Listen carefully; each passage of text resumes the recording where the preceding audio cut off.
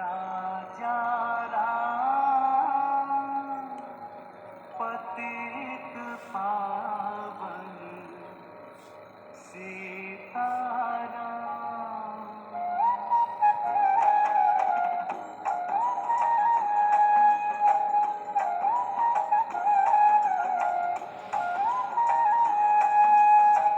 रघुपति राघव राजा राम पतित पावन सीताराम।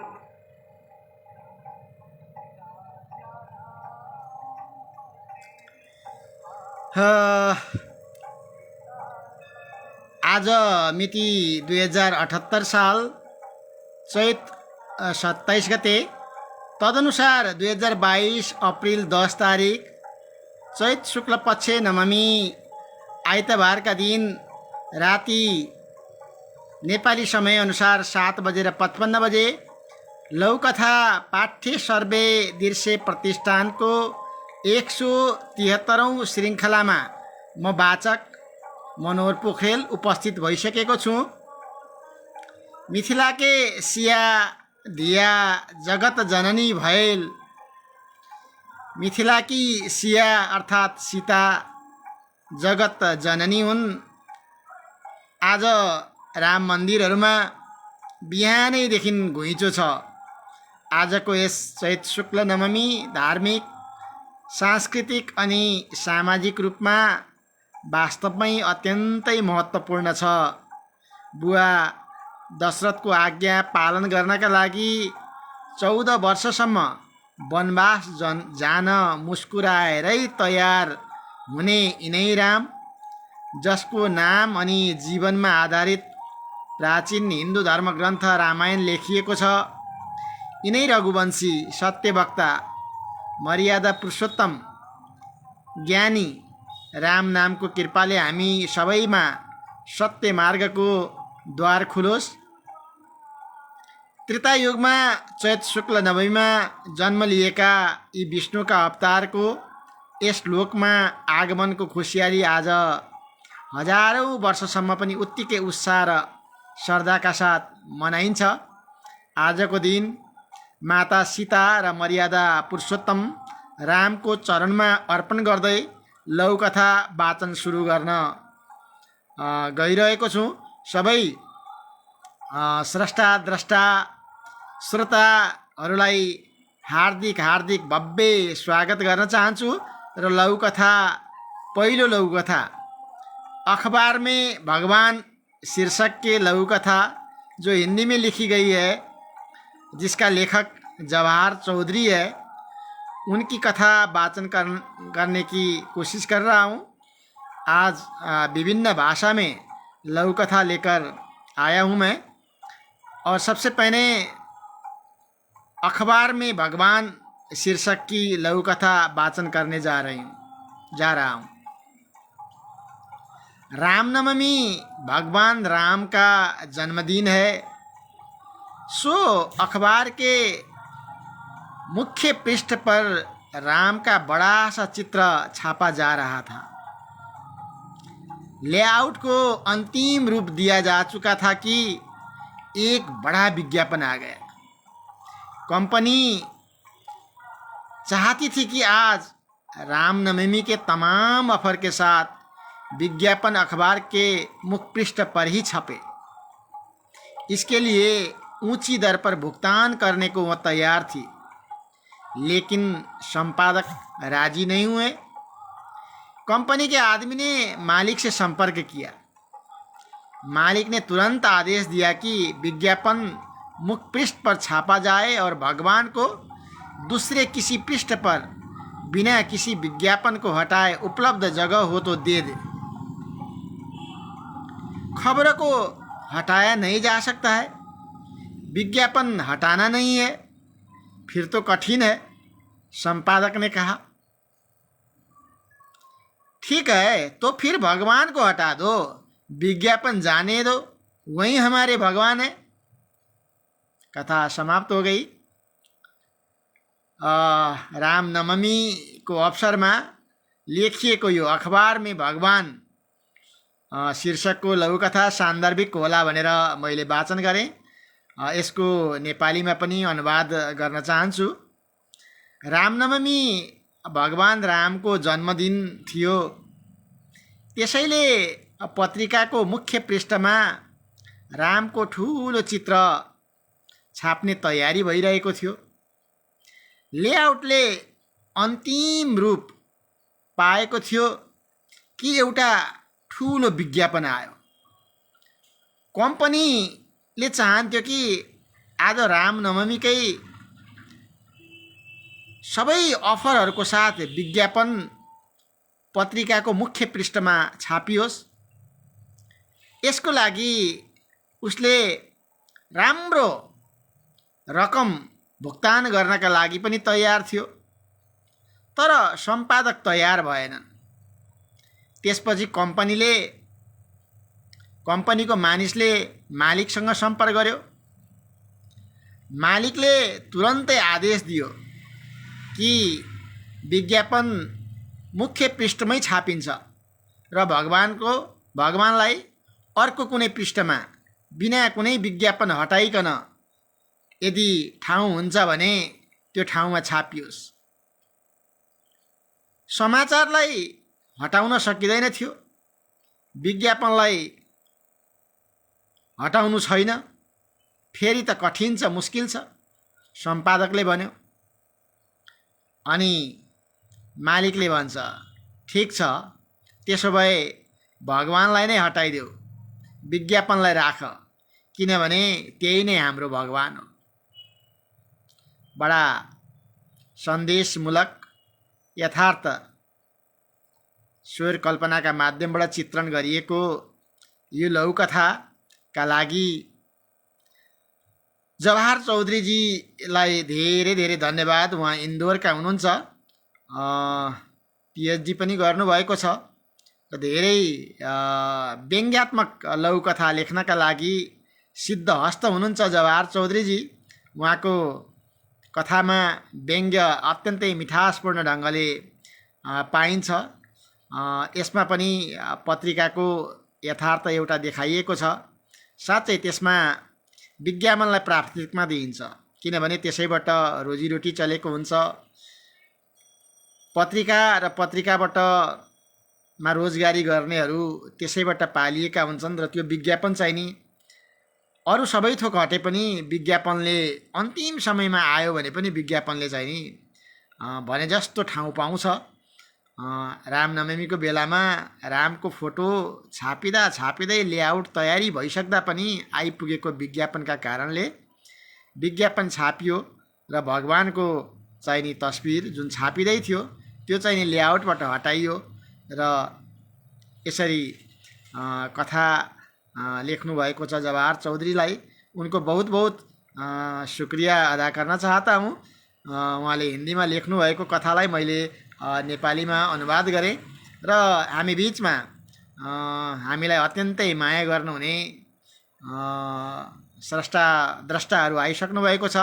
सबैभन्दा पहिले म मेरो मित्र अनामिका शर्मा, जो बाल्यकालमा हामी सँगै पढ्यौँ, अहिले भारतमा उहाँ शिक्षण पेसा गर्दै हुनुहुन्छ। हिन्दी साहित्यमा अत्यन्तै रुचि छ उहाँको। साहित्य सँगसँगै सङ्गीतमा पनि उहाँको रुचि छ र पढाउने कामलाई उहाँले आफ्नो चाहिँ नि पेसा बनाउनु भएको छ। उहाँलाई हार्दिक हार्दिक भव्य स्वागत है अनामिका जी को, जो पहली बार मैं देख रहा हूँ। मेरी कितनी कुछ लघु कथा को हिंदी में रूपांतरण करने के लिए अनामिका जी ने सहयोगी भूमिका भी निर्वाह की है। इसके लिए भी शुक्रिया अदा करना चाहता हूँ। अनामिका जी के बाद मैं देख रहा हूँ चेतनाथ दाहाल पनि आउनुभएको छ र उहाँले नमस्कार भन्नुभएको छ, हाम्रो पनि नमस्कार छ। यसै गरी निरज कोइरालाजी पनि आउनुभएको छ, नमस्ते भन्नुभएको छ, हाम्रो पनि नमस्ते छ। दिनेश निरौला सर पनि आइपुग्नु भएको छ, नमन सबैमा भन्नुभएको छ। हाम्रो प्रतिष्ठानको तर्फबाट पनि यहाँहरूलाई सबैलाई नमन छ। र म दोस्रो लघुकथा वाचन गर्न चाहन्छु। लघुकथाको शीर्षक छ शान्ति, जसलाई म्यामराज राईले लेख्नु भएको छ। हाम्रो लघुकथा पाठ्य सर्वदृश्य प्रतिष्ठानको पेजमा चाहिँ नि पोस्ट भएको छ। म यो लघुकथा शान्ति शीर्षकको लघुकथा वाचन गर्न गइरहेको छु। कथा यसरी सुरु हुन्छ। जङ्गलको शान्त वातावरणमा खलबल मच्चाएको आरोपमा जनावरहरू सहित भएभरका सबै मिलेर सिंहलाई त्यहाँबाट लखेटे। अब एक्लो सिंह एक्लियो, गन्तव्यहीन यात्रा गर्न बाध्य भयो। ब्वाँसो, स्याल र बाँदर निकै रमाए। उनीहरूले एउटा खुसियाली भोज समेत चलाए। सजीव निर्जीव वस्तुहरूको उत्साहजनक उपस्थिति थियो। यो तीनमध्ये सबैले पहिले आफू जङ्गल प्रमुख हुनुपर्ने दाबी गर्न थाले। सिंह खेद्नुमा आफ्नो धेरै योगदान रहेको मौखिक प्रमाण पेश गर्न होडबाजी चल्यो, विवाद बढ्यो। किरा फट्याङ्ग्रा, चराचुरुङ्गी, बोट बिरुवा तथा घाँसपातहरूमध्ये कुनैले प्रमुखमा ब्वाँसोलाई रोजे, कसैले स्याललाई त कसैले बाँदर रोजे। आफ्नो समर्थनमा केही बेर जिन्दाबाजको नारा लगाए। करिब 1 महिनाको लागि प्रमुख बन्न देऊ, त्यसपछि तिमीलाई साथ दिन्छु। अनि कति प्रमुख भएर बस्न मन छ बस्दा भयो। स्यालले ब्वाँसोलाई फकाइ झार्यो। यता स्यालले बाँदरतिर पनि ठ्याक्कै उस्तै अस्त्र फ्याँक्यो। ब्वाँसो र बाँदरले महिना दिन बित्न नपाउँदै बेग्ला बेग्लै सूचीकारबाट नयाँ पोसाक तयार पारे। बाचा अनुसार स्यालले गरेन। त्यसपछि ब्वाँसो र बाँदरले गलत्याए। अब उनीहरू बीच पनि को पहिले प्रमुख बन्ने विषयमा चर्काचर्की भयो। हामी सजातीय मिलौँ। ब्वाँसोले बाँदरलाई एक्ल्याउने नीति लियो। स्यालको समर्थनमा ब्वाँसो प्रमुख बन्न सफल भयो। यी दुई आलो पालो गरिरहे। बाँदरले प्रमुख बन्न नपाएको झोकमा स्यालको घरमा आगो सल्काइदियो।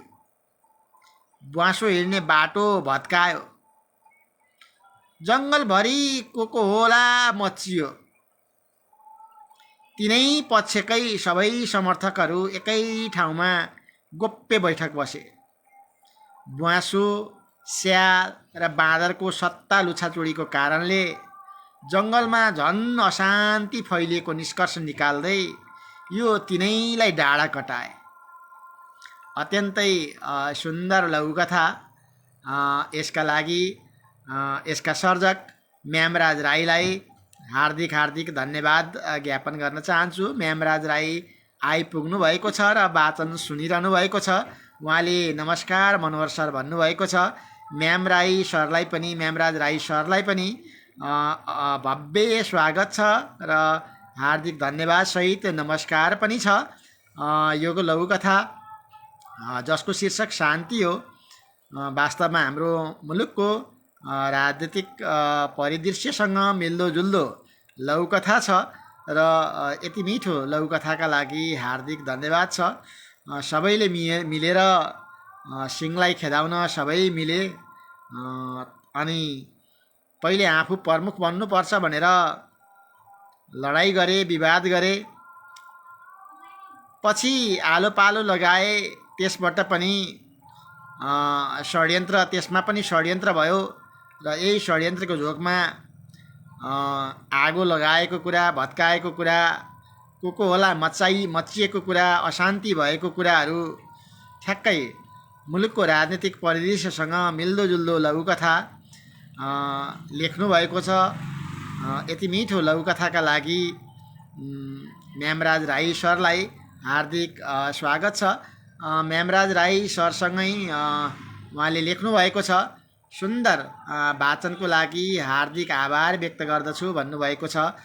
यति मिठो लघुकथा भएकै कारणले गर्दा हामीले वाचनमा छनौट गऱ्यौँ। यहाँले हाम्रो लघुकथा पाठ्य सर्वे दृश्य प्रतिष्ठानको फेसबुकमा यसै गरी लघुकथाहरू पोस्ट गरिरहनुहुनेछ, हामीले वाचन गर्ने मौका पाइरहनेछौँ भनेर आग्रह पनि गर्न चाहन्छु। र यो फेसबुक पेज लाइभ हेरिरहनु हुने स्रष्टा द्रष्टा महानुभावहरूलाई सेयर पनि गरिदिन हुनका लागि, टिप्पणी गरिदिनका लागि पनि आग्रह गर्दछौँ। ललिता झा जो हाम्रो वाचक हुनुहुन्छ, पाक्षिक वाचक, उहाँ पनि आइपुग्नु भएको छ। उहाँले नमस्कार भन्नुभएको छ। हाम्रो पनि नमस्कार छ ललिता झाजीलाई। यसै गरी खगेन्द्र बस्याल सर पनि आउनुभएको छ। रूपन्देही तिलोत्तमा 9बाट सबै लघुकथाका मनमुटुहरूमा नमस्कार साथ म पनि हाजिर हुन आएको छु है भनेर खगेन्द्र बस्याल सरले लेख्नु भएको छ। खगेन्द्र बस्याल सरलाई भव्य स्वागत छ, हार्दिक नमन गर्न चाहन्छु। गजल आचार्य पनि आज धेरै दिनपछि म देखिरहेको छु, आइपुग्नु भएको छ। नमस्कार हजुरहरूलाई भन्नुभएको छ। हाम्रो पनि नमस्कार छ। बाल्यकालदेखि नै लेखनमा साहित्यमा रुचि राख्नुहुने गजल आचार्यले धेरै कथा कविताहरू लेखिरहनु भएको छ। उहाँको उत्तरोत्तर प्रगतिको कामना गर्न चाहन्छु। खगेन्द्र बस्यालले मिठो लघुकथा भन्नुभएको छ, हार्दिक धन्यवाद छ यो मिठो टिप्पणीका लागि। सीता रेग्मीजी पनि आइपुग्नु भएको छ, नमस्कार भन्नुभएको छ। उहाँलाई भव्य स्वागत छ र हाम्रो पनि नमस्कार छ। म्यामराज राई सरको यो शान्ति शीर्षकको लघुकथापछि आज हामीले दुईवटा लघुकथा चाहिँ नि पहिलोपटक लेख्नुहुने लघुकथाकारहरूको लघुकथा लिएका छौँ, जसले पहिलोपल्ट लघुकथा पाठ्य सर्वे दृश्य प्रतिष्ठानको फेसबुक पेजमा पोस्ट गर्नुभएको छ। र मलाई जानकारी भएअनुसार मिना शाहले अन्य कविताहरू गजलहरू लेखेको त सुनिरहेका छौँ। राजविराज निवासी मिना शाह मैथिली साहित्यमा रुचि राख्नुहुन्छ र लेख्नुहुन्छ, तर उहाँले लघुकथा पाठ्य सर्वे दृश्य प्रतिष्ठानमा वाचन भइरहेको लघुकथाबाट प्रेरित भएर उहाँले पहिलोपटक लघुकथा लेख्नुभएको छ, जुन लघुकथा चाहिँ नि मैथिलीमा छ। मिना शाहजीलाई हार्दिक स्वागत गर्न चाहन्छु। पहिलोपटक लघुकथा पोस्ट गर्नुभएको छ र यसरी लघुकथा आगामी दिनमा पनि पोस्ट भइरहनेछ। लेखन कार्यलाई अगाडि बढाउनु हुनेछ। उहाँले मैथिलीमा लेख्नु भएको छ र यसको शीर्षक छ मसोमात, जसको रचयिता हुनुहुन्छ मिना शाह। यी मसोमात शीर्षक के लघुकथा ऐ ढंग से शुरू हुए छे, हम वाचन करेले जा रहल छी।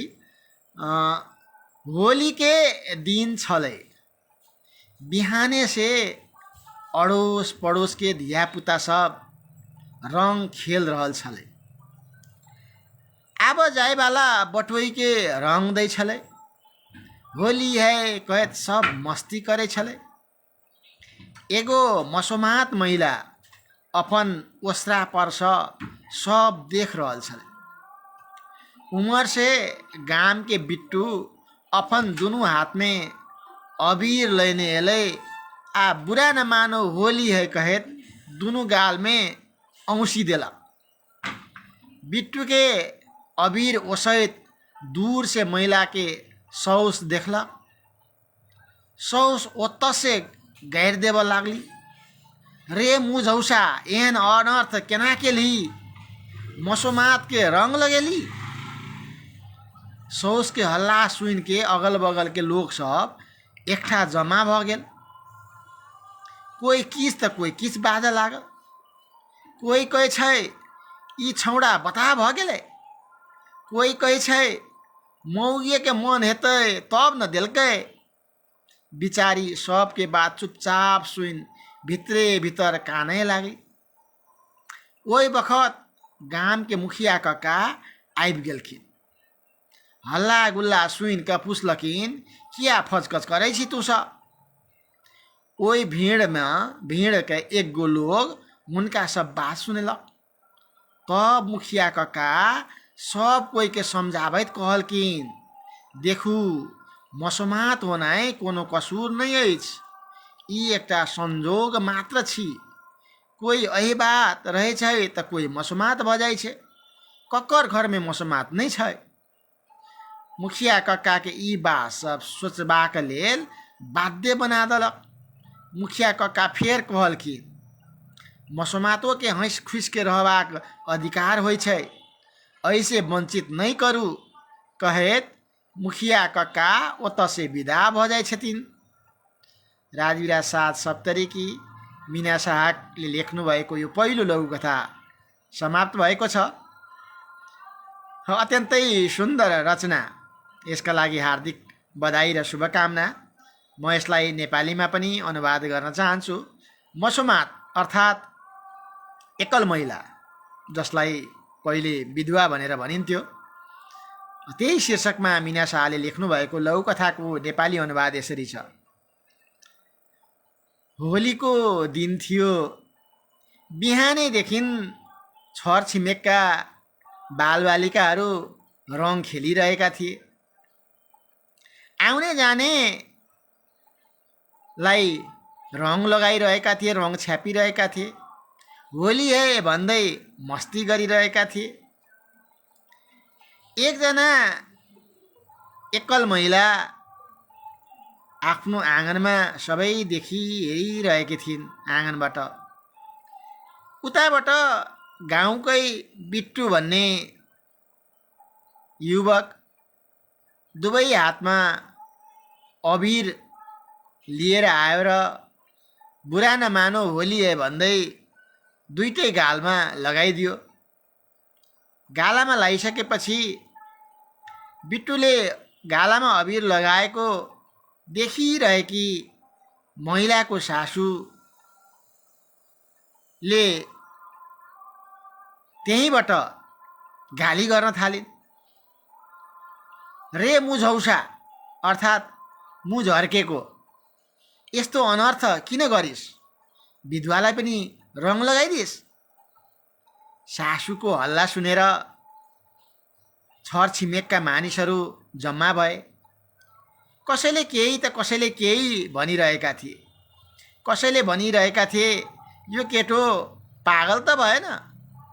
कसैले भनिरहेका थिए, यो विधुवी महिलालाई पनि मन थियो र त उसले लगाउने हिम्मत गर्यो, यसैले लिफ्ट दिएकोले उसले लगायो। बिचारा सबैको कुरा चुपचाप सुनिरहेको थिइन् र भित्रै भित्रै रोइरहेकी थिइन्। त्यही बेला गाउँकै मुखिया काका आउनुभयो। हल्ला सुनेर सोध्नुभयो, के को यो फजगज हो, के को हल्ला खल्ला हो? त्यही भिडबाट एकजनाले उसलाई सबै कुरा बताए। त्यसपछि मुखिया काकाले सबैलाई सम्झाउँदै भन्यो, हेर, यो विधवा हुनु कुनै कसुर होइन, कुनै अपराध होइन, यो एउटा संयोग मात्रै हो। कोही सधुवा त कोही विधवा हुन्छ, कसको घरमा विधवा हुँदैन र? मुखिया काकाको यो कुराले सबैलाई सोच्न बाध्य बनायो। मुखिया काकाले फेरि थप्नुभयो, एकल महिलालाई पनि हाँसेर जिउने अधिकार हुन्छ, खुसी रहने उसको पनि अधिकार हो। यो खुसी रहने कुराबाट एकल भएकै आधारमा वञ्चित गर्नु हुँदैन। यति भनेर मुखिया काका त्यहाँबाट बिदा हुनुभयो। अत्यन्तै प्रेरणादायी, सन्देशमूलक, समाजमा रहेको एउटा पुरानो प्रथालाई हटाउनका लागि प्रेरणा दिने खालको सन्देश दिँदै गएको यो लघुकथा। यो लघुकथाका रत्नकार मीना शाह, जसले पहिलोपटक मैथिलीमा लघुकथा लेख्नुभयो र मैले यसलाई नेपालीमा अनुवाद गरेर यहाँहरूका बिचमा पस्किने जमर्को गरेँ। मिना शाहलाई हार्दिक हार्दिक धन्यवाद ज्ञापन गर्न चाहन्छु। यही बिचमा धेरैजना स्रष्टा द्रष्टाहरू आएर हेरिरहनु भएको छ। सीता रेग्मीजीले नमस्कार भन्नुभएको छ। गजल आचार्यले पनि लेख्नु भएको छ, आई एम फ्रम सिरा now, it is raining here just now. सायद त्यहाँ पानी परिरहेको छ, उहाँ सिरामा हुनुहुन्छ यतिखेर। धन्यवाद यो जानकारीका लागि। विनोद गुप्ता रौनियार मेरो छिमेकी भाइ ले पनि हेर्नु भएको छ र उहाँले लेख्नु भएको छ नमस्ते दाजु भन्नुभएको छ। यसै गरी म्यामराज राईले पनि सन्देशमूलक लघुकथा सुन्दर वाचन भन्नुभएको छ। यति मिठो टिप्पणीका लागि सीता रेग्मीजी, गजल आचार्यजी, विनोद गुप्ताजी र म्यामराज राईजीलाई पनि हार्दिक हार्दिक धन्यवाद ज्ञापन गर्न चाहन्छु। अब म चौथो लघुकथा वाचन गर्न चाहन्छु। यो पनि आज हाम्रो लघुकथा पाठ्य सर्वदृश्य प्रतिष्ठानको पोस्टमा पहिलो पटक जनक सिग्देलले पोस्ट गर्नुभएको लघुकथा हो। स्वार्थी शीर्षकको लघुकथा र यसलाई आज हामीले वाचनमा छनौट गरेका छौँ। हामी पुराना र नयाँ सबै लघुकथाकारहरूका लघुकथाहरू वाचन गर्छौँ र सबै भाषाहरूमा वाचन गर्ने प्रयत्न गर्छौँ र यसलाई साझा मञ्च बनाउने प्रयत्न गरिरहेका छौँ। र अब म चौथो लघुकथा स्वार्थी शीर्षकको लघुकथा जनक सिग्देलले लेख्नुभएको लघुकथा वाचन गर्न गइरहेको छु। कथा यसरी सुरु हुन्छ। एक दिनको कुरा थियो। राकेश र नितेश भाइ भाइ थिए। उनीहरूको बिचमा झगडा हुन थाल्यो। मारपिट पनि भयो। अलिकति पनि शान्त भएन। गाउँलेहरू उनीहरूलाई सम्झाउन लागे र भन्न लागे, के भयो, किन जोड जोडले कराउन लागेको, दुवै त भाइ भाइ हौ, रिस देखाउनु हुँदैन, मिलिजुली बस्नुपर्छ, सेवा सहयोगको भावना जगाउनु पर्छ र दुःख सुखमा साथ दिनुपर्छ। राकेशले उनीहरूको कुरा सुनेर भने, हामी दुवै भाइ भाइ हौँ।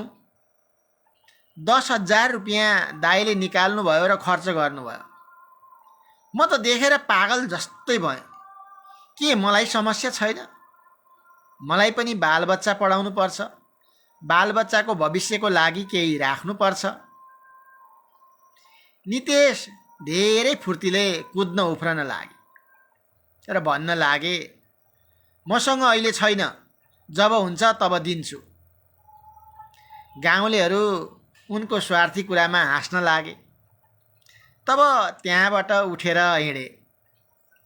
उनलाई मतलब गर्न छोडे। बिहानको समय थियो। उनकी पत्नी बिरामी भइन्। उपचारको लागि सबैसँग रुपियाँ मागे, तर कसैले पनि दिएनन्। अनि निराश भई घर फर्के। यो कुरा उनको भाइ राकेशलाई थाहा भयो। त्यसपछि 15,000 रुपियाँ लगेर दिए र भने, हामी दुवै भाइ भाइ हौँ, अहिले पनि भाइ भाइ नै छौँ। एकमत भएमा कसैले केही बिगार्न सक्दैन। उनले भाइको यस्ता कुरो सुनेर धेरै पछुतो माने। आफ्नो गल्तीले शिर झुकाए। तब भने, भाइ, मबाट ठुलो गल्ती भयो। अब कहिले यस्तो गल्ती गर्दिन। पढाइ लेखाइ, बल र सिपको घमण्ड पनि गर्दिन।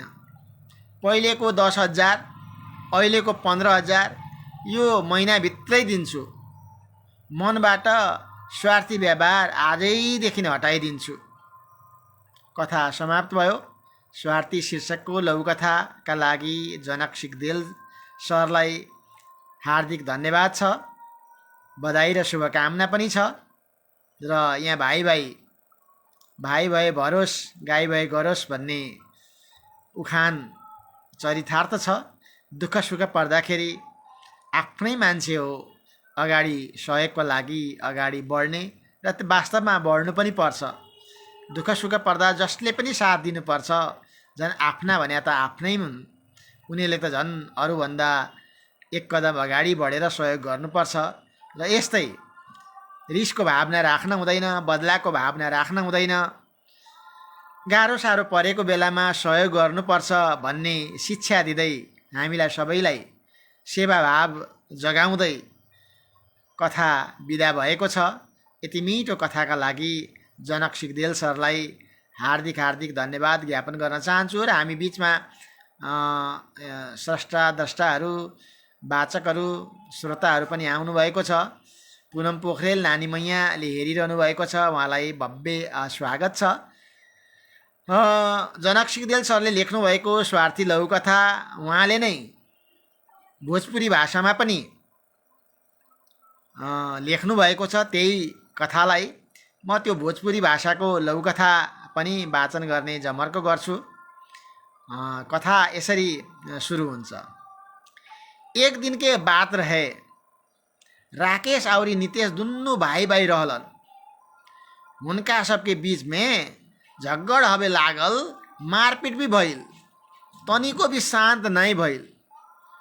गौवा सब उनका सबके समझावे लगलन और कहे लगलन, का भइल, काहे जोर जोर से चिल्लावे लागल, दुन्नु तो भाई भाई बानी, तामस देखावे नहीं होकेला, मिलजुल के बैठे पड़ी, सेवा सहयोग के भावना जगावे पड़ी, आवरी दुख सुख में साथ देवे पड़ी। राकेश उनका सबके बात सुनलन और कहलन, हमनी दुनु भाई भाई बानी, 10,000 रुपया भाईजी निकाल लेलन और खर्चा क लेलन। का हमाके बेगरता नहीं बा, हमाके भी बाल बच्चन पढ़ावे पड़ी, बाल बच्चन के भविष्य के खातिर कुछ रखे पड़ी। नितेश ढेर तेजी से कूदे फने लगल और कहे लगलन, हमरा संगे आखुन नहीं बा, जबू रहत तबू देव। गौवा सब उनका स्वार्थी बात पर हंसे लगलन। तबहू वहाँ से उठ के चलन, उनका मतलब करे छोड़ी देलन। भोरहरबा के बेरा रहे, उनकर पत्नी बीमार भइनी, उपचार के खातिर सबसे रुपया मगलन, लेकिन केहू नहीं खे देलन। तबहू निराश भक घर लौटलन। यही बात उनका भाई राकेश के मालूम भइल। तेकर बाद 15,000 रुपया ले जाके देलन और कहलन, हमनी दुनु भाई भाई बानी, आखुनु भी भाई भाई बानी, इकट्ठा भइला पर केहू कुछौ नहीं खे बिगाड़े सकेला। ऊ भाई के ऐसन बात सुन के ढेर पछुतावा मनलन, आपन गलती से सर झुकौलन। तबू कहलन, भाई हमरा से बड़का गलती भइल, अबहू कबहू ऐसन गलती नहीं करब। पढ़ाई लिखाई बल और इलम के घमंड भी नहीं करब। पहुन का 10,000, अखुन का 15,000 अही माह के भीतर में सभे देव। मुन से स्वार्थी व्यवहार आजुए से हटा दे। एक फेर पढ़ चाही, पहुन का 10,000 आखुन का 15,000 अही माह के भितरे में सबे देव। मुन से स्वार्थी व्यवहार आजुए से हटा दे। एते नीक कथा के लेल विराटनगर 5 मोरङ निवासी जनक सिगदेल के हार्दिक बधाई दैले चाहन्छु। लघुकथा स्वार्थी शीर्षकको लघुकथा जनक सिगदेलले नेपालीमा पनि र भोजपुरीमा पनि लेख्नु भएको थियो, जसलाई मैले वाचन गरेँ। र यति मिठो लघुकथाले दिने सन्देश मैले अघि पनि भने, घमण्ड गर्न हुँदैन, बलको, पढाइ लेखाइको या सिपको केही कुरा पनि घमण्ड गर्न हुँदैन। दुःख सुख पर्दा सेवाभाव राख्नुपर्छ र गाह्रो साह्रो पर्दा सेवा गर्नुपर्छ भन्ने भावना जगाएर जानुभएको छ। मैले अघि पनि भने आज साँच्चै राम नवमीको दिन रामले परिवार, समाज र राज्यभित्र कायम हुनुपर्ने सबै मर्यादाको सधैँ ख्याल गरेका कारण उहाँलाई मर्यादा पुरुषोत्तम भनियो। भगवान रामको राज्य अर्थात् राम राज्य त्यो न्यायका लागि नमुना मानिन्छ। राम र रावणको जन्म कुण्डली एकै प्रकारको थियो अरे। फरक चाहिँ नि रामको कुण्डलीमा कर्कट लगन थियो र मेख रावणको लग्न थियो अरे। राम अनि रावणको कुरा गर्दाखेरि दक्षिणी भारत लगायत श्रीलङ्का अनि मालदिप्समा अझै पनि रावणलाई पनि राम जत्तिकै श्रद्धा मानेर पूजा गर्ने चलन पनि छ। रामायणले समावेश नगरेको भए तापनि रावण आफै अत्यन्तै ज्ञानी भएका अनि मर्यादा पुरुषोत्तम रामको हातबाटै वध भएमा मात्र आफू स्वर्ग वैकुण्ठ पुग्ने विश्वासमा सीताको अपहरण गरी रामलाई आफूसँग युद्ध गर्न घटना रचेको भन्ने तर्कहरू पनि छन्। यसरी उनले माता सीताको अपहरण गर्दा एउटा नैतिकता र एउटा नियम चाहिँ नि साँच्चै अनुशासनको नियम चाहिँ नि राखेका थिए। सीतालाई उनले कहिले टच गरेनन्, छोएनन्। सीतालाई मनाउने प्रयत्न गरिरहे। सीता माताले इन्कार गरिरहनु भयो र अन्तमा हनुमान सुग्रीव सहितको सहयोगले सीतालाई रावणको कब्जाबाट मुक्त गर्नुभयो र रावणको वध गर्नुभयो। रामको सत्यता अनि मर्यादा संसारमा सबैका लागि एउटा अनुकरणीय उदाहरण हो। र आज रामनवमीको अवसरमा म सबैलाई शुभकामना व्यक्त गर्न चाहन्छु। त्यसो त इस्लाम धर्मावलम्बीहरूको रमजान पनि चलिरहेको छ। आज लगभग 1 हप्ता भइसकेको छ। रोजा बसिरहेका छन् र धर्मले हामीलाई सत्यको पक्षमा लाग्नका लागि प्रेरणा दिइरहन्छ। सबैका लागि मर्यादा पुरुषोत्तम राम एउटा अनुकरणीय उदाहरण हुन्। सत्यको सधैँ जित होस् अनि हामी सबैमा सत्य बोल्ने सामर्थ्य बढिरहोस्। लघुकथा पाठ्य सर्वदृश्य प्रतिष्ठान स्थापना कालदेखि नै नेपाल अनि नेपालीका परिवर्तित आकाङ्क्षाहरू सम्पूर्ण नेपालीहरूको श्रीवृद्धि होस्, भाषा साहित्यको पनि श्रीवृद्धि होस्। चाडपर्व संस्कृति भाषालाई सबै खाले चाडपर्व संस्कृति र भाषालाई सबैले आत्मसात गर्दै प्रेम र सम्मान बढोस् भन्ने चाहन्छ। नेपाली जन्मा भातृत्व झन्झन गाढा होस् भन्ने चाहन्छ। र आज रामनवमीको दिन फेरि पनि मर्यादा पुरुषोत्तम जस्तै उदाहरण बन्न सकौँ। सत्यको जित होस्, हामी सबैमा सत्य बोल्ने सामर्थ्य होस्। लघुकथाको जय होस्, यहाँहरू सबैको जय होस् भन्दै लघुकथा पाठ्य सर्वदृश्य प्रतिष्ठानको लाइभ फेसबुक वाचनबाट म बिदा हुन चाहन्छु र सबैसँग ज्वाजलप्पा गोड लगैछि। प्रणाम, अभिवादन, सलाम आलेकुम, सेवारो झोरले लगायतको अभिवादन गर्दै बिदा हुन चाहन्छु। सबैको जय होस्। शुभरात्रि।